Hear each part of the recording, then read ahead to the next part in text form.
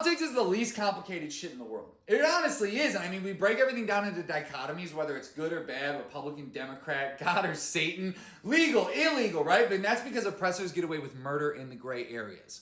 Okay? And every time we're being moved in a direction we don't want to be moved in, right? And so essentially, we have alt-right and alt-left. Now, those both want to get rid of the two-party system, but for opposite reasons. And that comes down to slurs. The left is, you're not going to be saying slurs, right? And the right, that's kind of what they're known for. And then in the middle, it breaks down.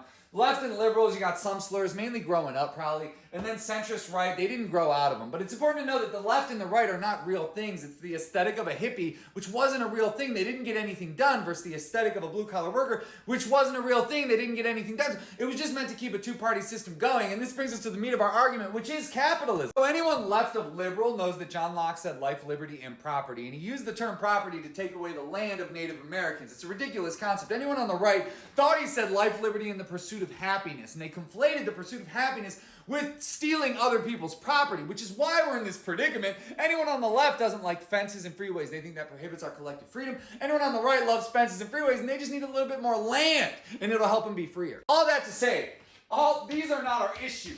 Leftists and liberals who are pro-capitalists are our issue because they're not letting any movements get off the ground, right? And they're snakes in the grass. But essentially, I want you to think of this like a baseball field. And the leftists are in the stands, and we're watching you guys play a fucking game we know you're going to lose. Have a good day.